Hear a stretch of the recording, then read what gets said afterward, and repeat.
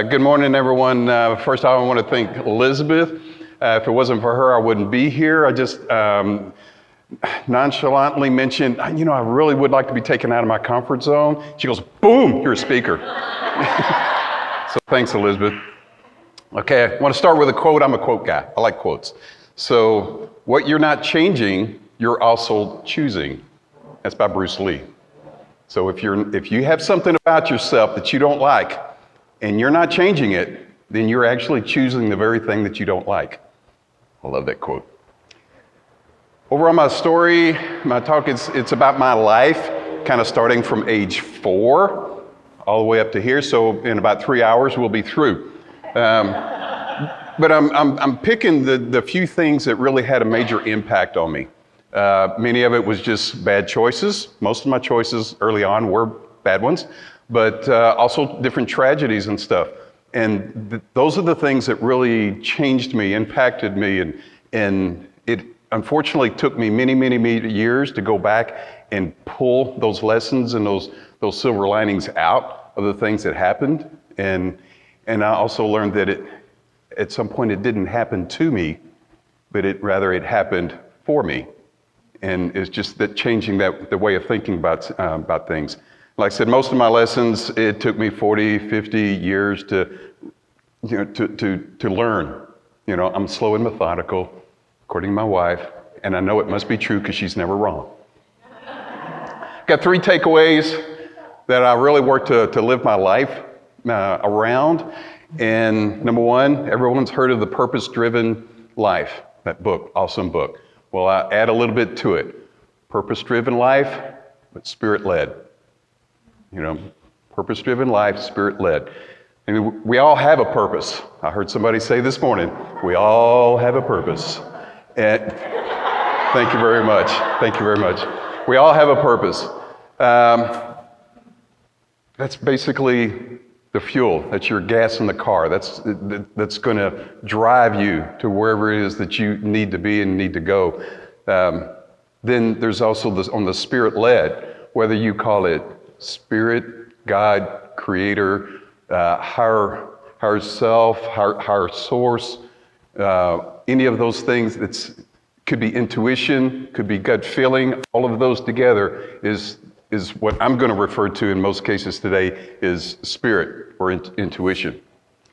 That is basically your roadmap. That's your tour guide. Letting spirit lead you is going to get you to achieving your goal, your purpose in life. So that's where I get the purpose-driven, spirit-led.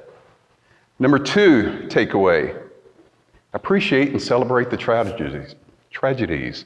Yeah, anybody can celebrate the victories and the good stuff and the happy times and stuff, but celebrating the tragedies and the things that just knocked you down and kicked the wind out of you, and so those are the things, to me, that's where your lessons and your silver linings come from. And those are the teaching moments. Tragedies really have the potential to be amazing and to really shape you into an amazing person. If you're paying attention, if you're listening. If you're not listening, you can have all these things happen and you're not going to pick up on it. And the third thing is forgiveness. That's the third takeaway.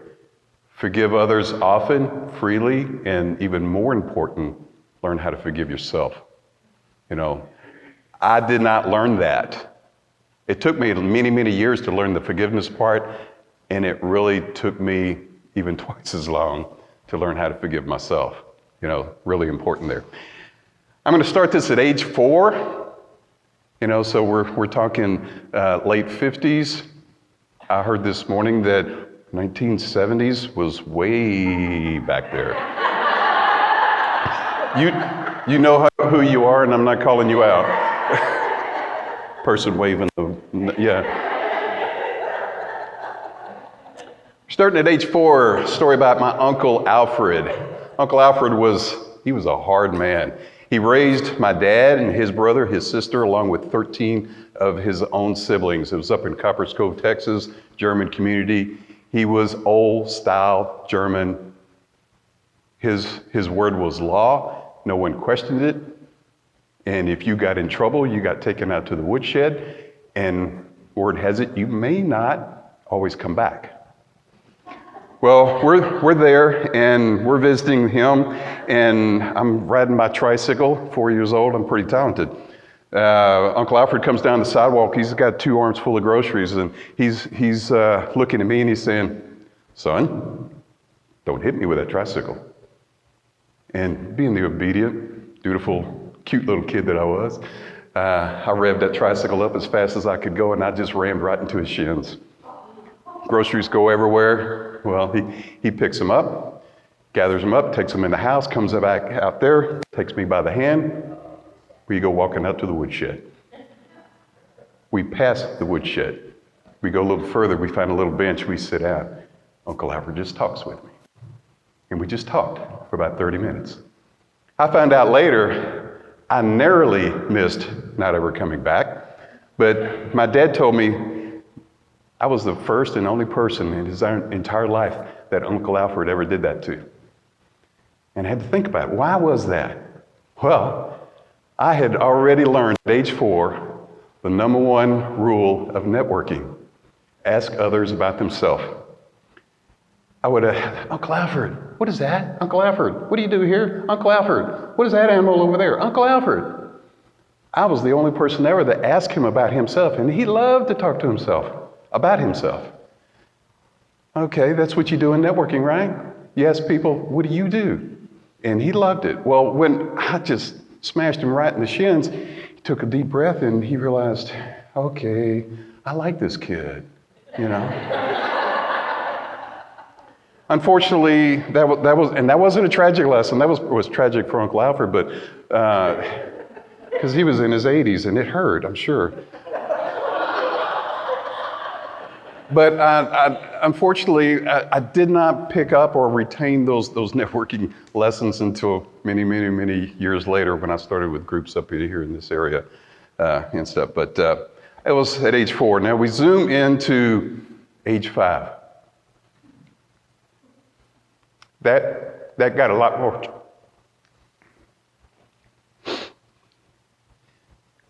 Age 5. Wasn't a whole lot you could do with asthma in the 50s, in the early 60s. Naturally, have an asthma attack.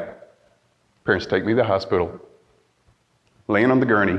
I remember that doctor. I remember looking up at him. He's an older gentleman, big man. Age 5, everybody's older and big.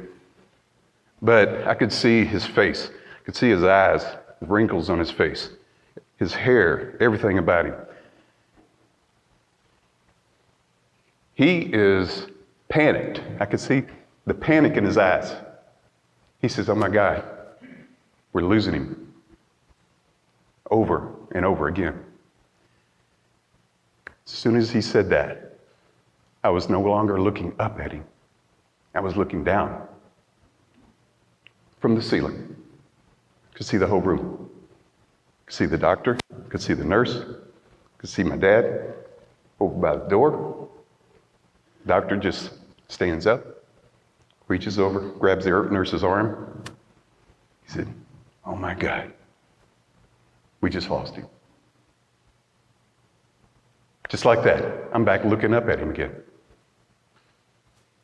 It was amazing. Now, if I don't know what just happened, but I guarantee you, I have never had, in the moments or milliseconds or whatever it was, had that feeling again when I was looking down on everything. The feeling of comfort, nurturing, love was never as intense as it was at that moment right there.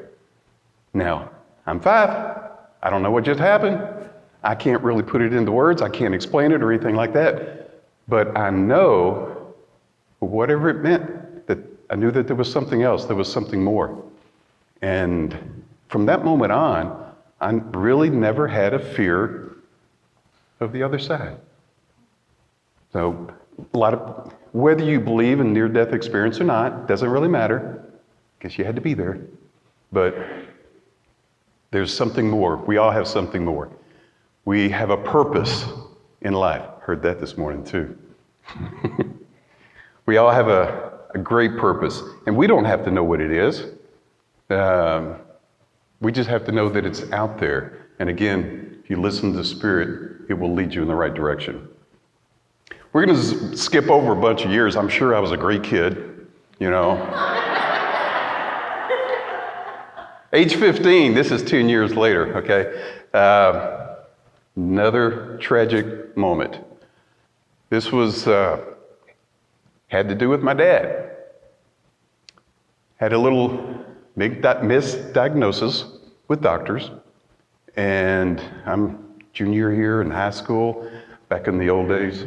And so I'm a typical teenager, low self-esteem, not real confident about myself and stuff. Well, my doctors misdiagnosed my dad, and their treatment of choice was several sessions of electric shock therapy.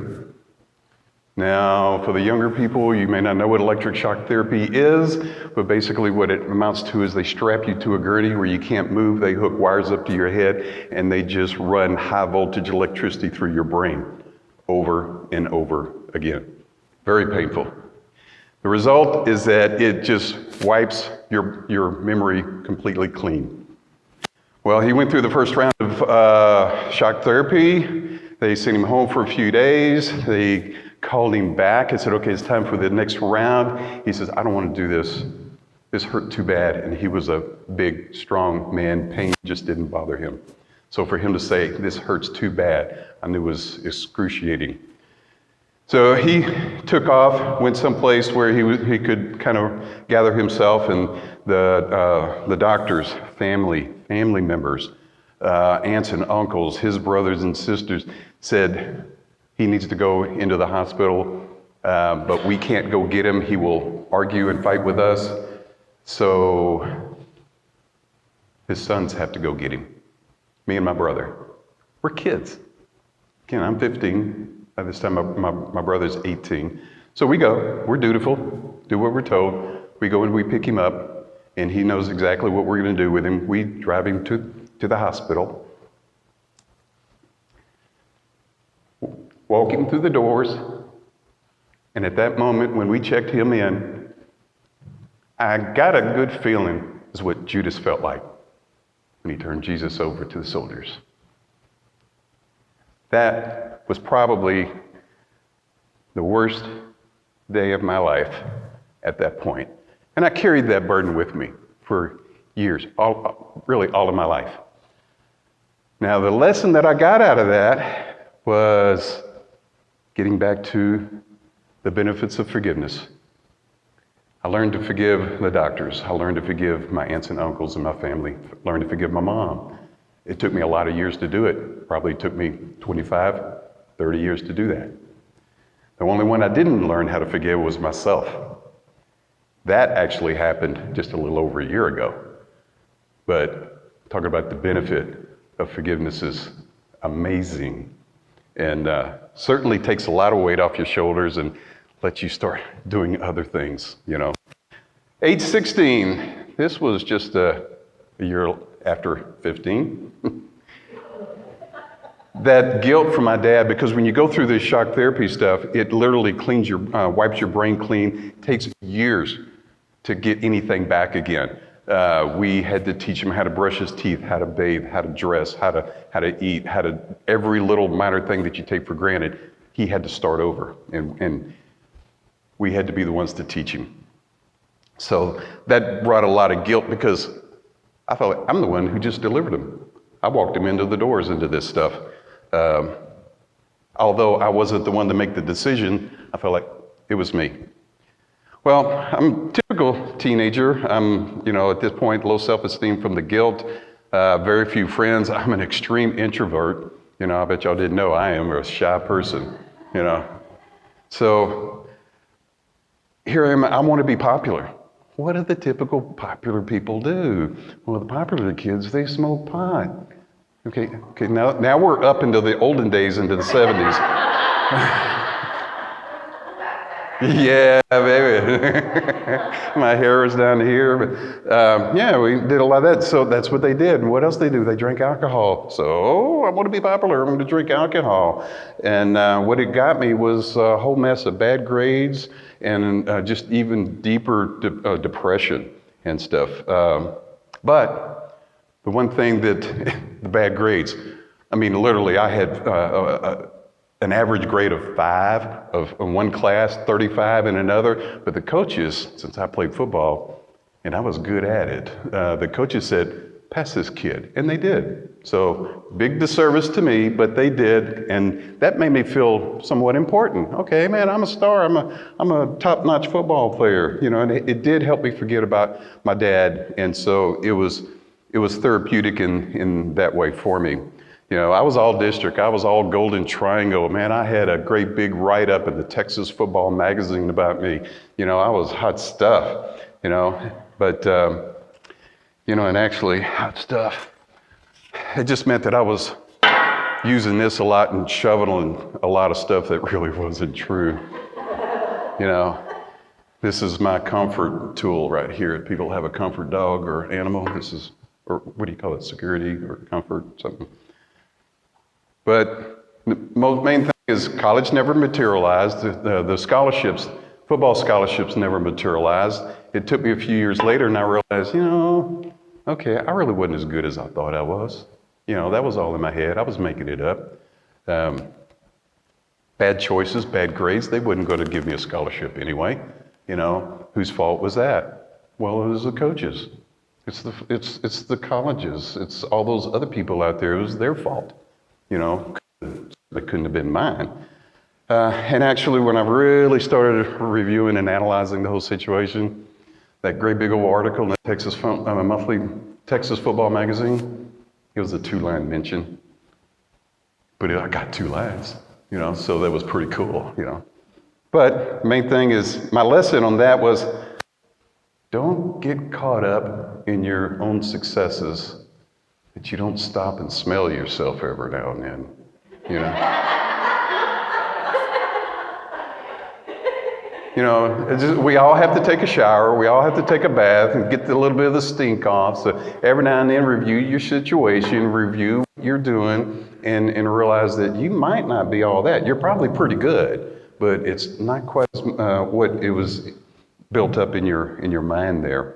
And you have to take responsibility for your actions. You have to realize that you made choices, and when you made those choices, you chose to do something that you wasn't supposed to, or take responsibility for it. When you screw up, fess up. And in the end, you know, if you're carrying one of these, throw it down, get rid of it. You know, quit shoveling what you're trying to tell everybody else. You're either shoveling something that stinks, or you're digging yourself in a rut. One of those, and neither one of them are pretty good. But got to find my place here. Y'all didn't know that this is my maiden voyage on speaking, right? Yeah. Tell you what kind of experience I have. I brought a shovel instead of a paddle. So, well, as you would guess, I didn't go to college. You know, the scholarships didn't happen. I didn't go to college. We didn't have the money for it. And I didn't feel like I wanted to go get a job and work for it because I was too good at that. I was too much of a football star.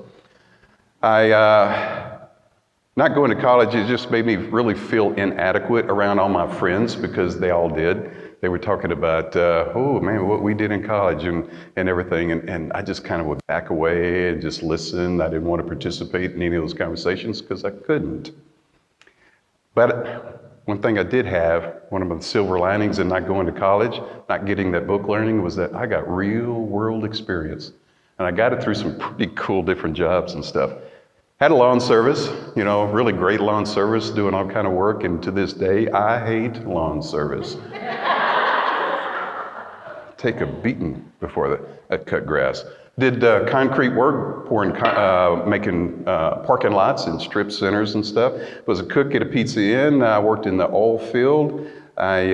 Coolest job was a first mate on a river tug, hauling barges up and down the Neches River between the ports of Beaumont and Port Arthur. And that was pretty cool. Did grocery store business. I was store managers for a chain of grocery stores for about 10 years. I did outside pipe and valve cells, and finally landed myself my own business doing insurance work. Coolest one of all. I know every one of y'all think that insurance is cool, don't you? Couple of things that was really neat about having that real world experience is during that time period, I got a couple of really cool interviews. I was actually interviewed by Walter Cronkite for the CBS Evening News. That was one of those old style people, way back when, And also Lisa Gibbons, before she became famous and went to Hollywood and stuff. Well, during the real world's experience, hey, I got married, 18 years old. Isn't that what you do at 18? I think I did it just to get out of the house, and I learned real fast that was stupid. But it lasted about a year, remarried again in 78, had a daughter in 1980. She was pretty cool.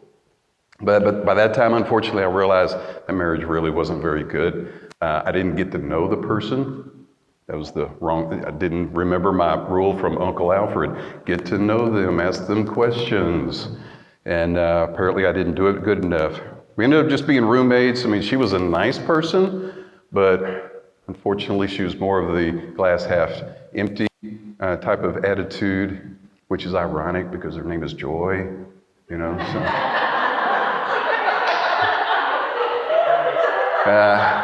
So anyway,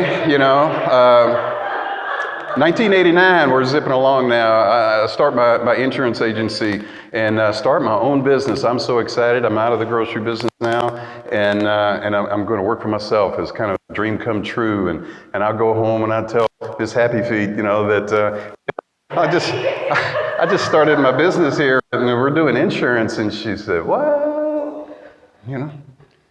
She left want ads on my chair every day for 2 years, literally. And I think she gave up. I guess she thought I couldn't read or something, but she did give up, quit doing that. But at that point, we were talking about Spirit earlier. Spirit is starting to talk to me. My intuition, my gut feeling is saying, you don't need to be here. This is not what you need. The people that you're hanging with is not what you need to do. And I had some good friends, but they weren't the right friends, and I didn't realize that. They weren't the kind that would lift me up and encourage me in things, but they were just there. And when I started making an assessment of things, I realized they were just the kind that weighed me down and stopped me in my tracks. And so, but intuition, gut feeling started telling me to, hey, change. And then between my friends and the little voice on my other shoulder, they handed me one of these and they say, start digging yourself a rut, dude. Let's just stay where you're at. Let's don't change. You don't need to. Over the next 15 years, I'm going along. This is always in hand, and I'm digging that rut. It's getting deeper and deeper, deeper and deeper. But good thing my dad's getting better. He's starting to recover quite a bit of his memory now. He never got all of it back, but he was functional. And we got a chance to spend time together. Every Saturday morning I'd go over his place and we'd drink coffee and we'd talk about stuff and we'd do little projects. We'd work on an old junker car. We found an old welding machine. We'd make stuff. We weren't any good at it, but we did stuff together and it was cool. The only thing we did do really well is we used to make wine. Made a lot of wine.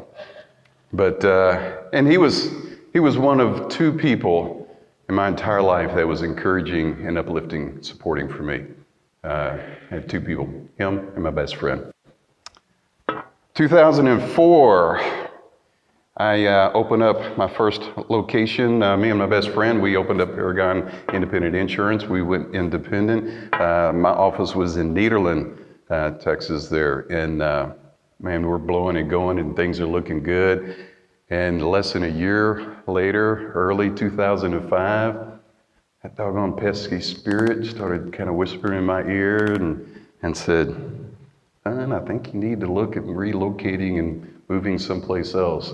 Maybe a little further inland. I'm thinking, What for? I don't know anything over about further inland. All I know is the coast, and I like it here. My friends are here. My home is here. I've never left here. So what do I need to go anyplace else for? And again, my friends, I'd tell them, I'm thinking about doing this, and they say, no, man, you're too old. You're too fat. Things aren't quite right. Your finances aren't right. You don't want to do that. It's not going to work. Don't do it. And basically, we were saying, here, take this. Take this and dig, make that bread a little bit more, a little deeper. But anyway, the lesson I learned from that was that listen to that intuition, to that gut feeling, listen to spirit, see what it has to say. Never live your life based on what other people want for you. If you do that, you're validating their existence. You're doing nothing for yourself. Well, about this time, the universe is now being sick and tired of me not listening to what it has to say. It's been trying to talk to me for years now, and I haven't been listening. So it gets my attention. Things start to get rough, things start to move fast, and it starts to get real hard. August, toward the end of that 2005, so we've just barely been a year old in our insurance agency, and my dad dies.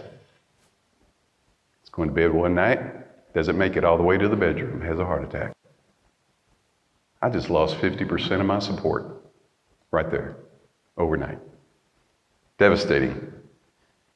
But Spirit's right there. And when you get knocked down, what's it going to do? It's going to pick you back up again. It's going to set you off in a new direction, if you're listening. And I wasn't. So, very next month, September 2005, what come into town but Hurricane Rita?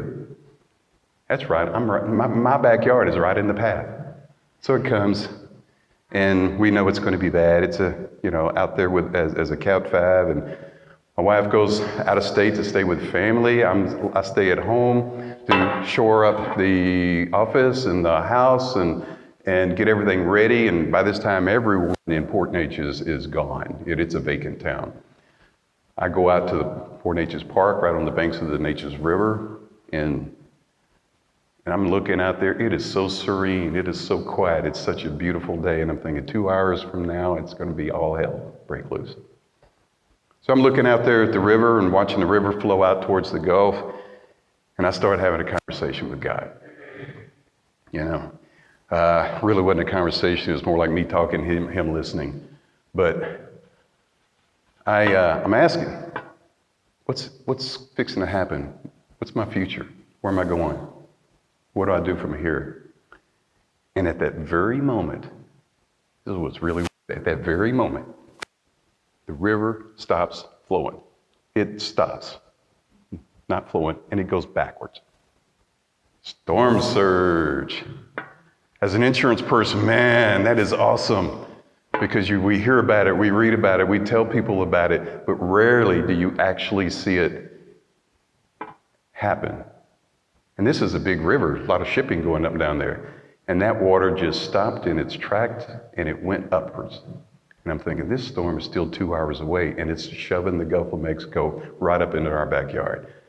I thought, oh my God, this is going to be big. From the spiritual side, oh my God, this is going to be big. But at that moment, I realized, never again was my life going to be the same. It just, by that night, it was going to be changed forever. And I knew that going forward, nothing was going to be the same. And that I just had to get ready and be prepared for whatever was going to come. But at the same time, that was the first time I actually caught myself listening, because I got the message. Now, it took me a while to get the habit of it, but at that moment, I finally listened. Hurricane came, it was scary, it was frustrating. I went 1 month with no water, I went 2 months with no electricity.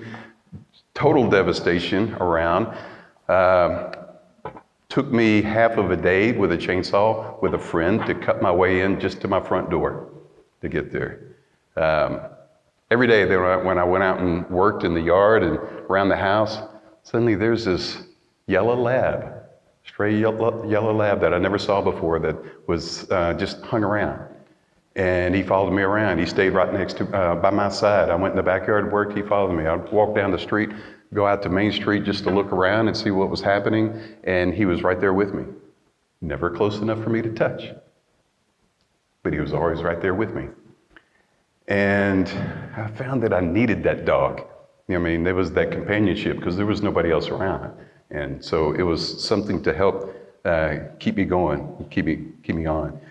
Well, a month later, October, still no electricity. I'm sitting in the dark in my living room, and it was probably about 8 o'clock that night. And you know, when there's no electricity, it gets real dark. And I kind of had an epiphany. I had something came to mind. And I realized I am no longer going to stay here. I am going to move and get out of Dodge. I'm moving my office. I didn't know where, but I had to go. And it was a commitment, not a decision. And when I woke up the next morning, the dog was gone. Went away.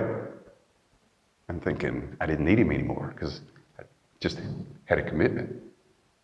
And then I started thinking, after a while, I thought, think about that dog, and I think, was he real?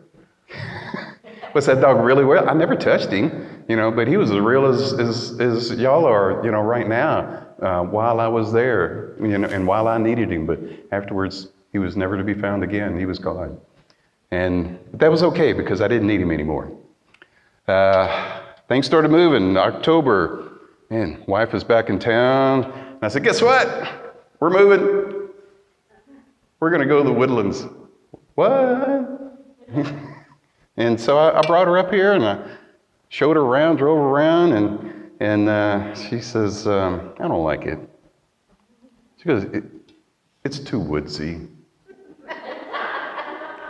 The next week we started divorce proceedings.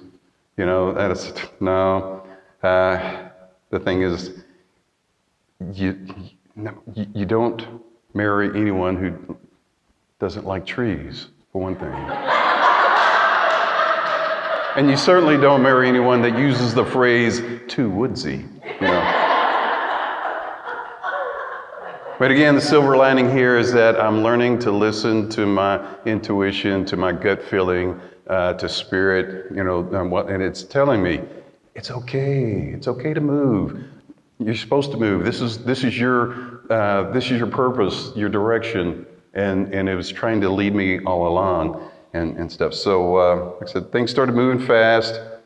December, I found an apartment, little 600 square foot mansion, and January 1, I'm here. So once the commitment was there, everything just fell into place, and I'm here. I made the commitment to change myself. I chose to make that commitment. I made the commitment to remake myself. I made the commitment to upgrade my friends, find new friends, better friends, and so forth. And so once I made that commitment, things really started happening. It's one thing I learned is that it doesn't matter what it is, you can do it if you decide and you commit to it, and that God will never give you more than what you can handle. Now, He'll push the heck out of the envelope, but He won't give you anything more than what that you can't handle, which He did. Okay.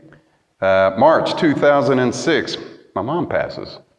She's had congestive heart failure for quite a few years, and she went into hospice, and I guess the silver lining there was that I got to learn about hospice. I got to learn so many things, even things about our family and stuff.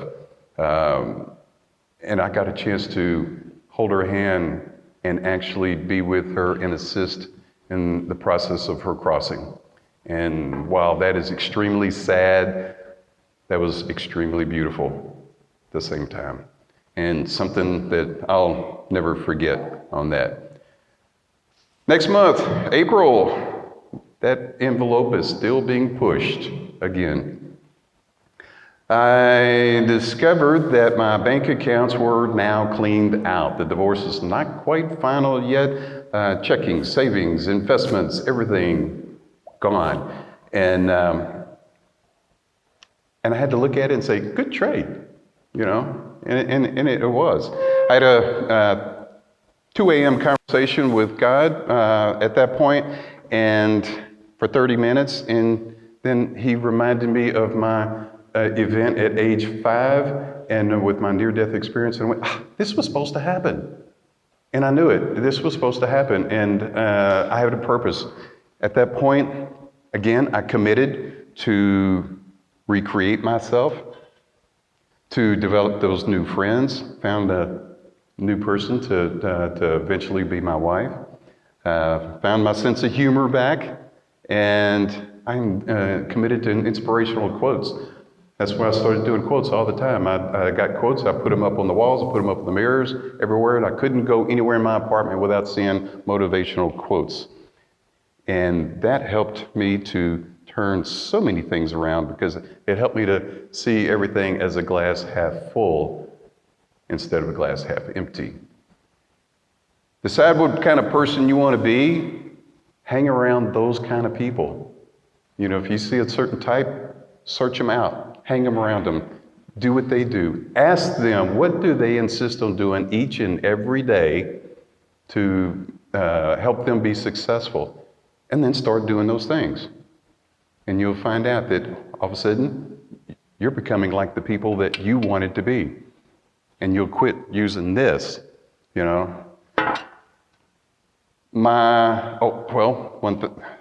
also, when you find out who you want to be, and you want to, again, make sure that you listen to your intuition, listen to that gut feeling, and don't be afraid to surrender to it.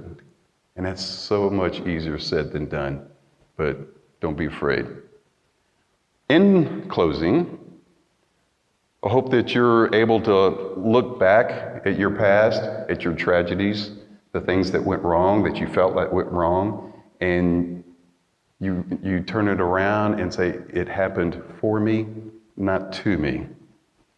That you can look back on the tragedies and celebrate and appreciate them for the lessons that they're and the silver linings that are there for you to see. And know that you have a purpose and that you're never, ever, ever alone. You've got help all the time. All you have to do is ask. And when your gut and your intuition is speaking to you, that you put down that shovel that you're carrying all the time, quit digging the rut, and you crawl out of it and you start listening. Thank you very much.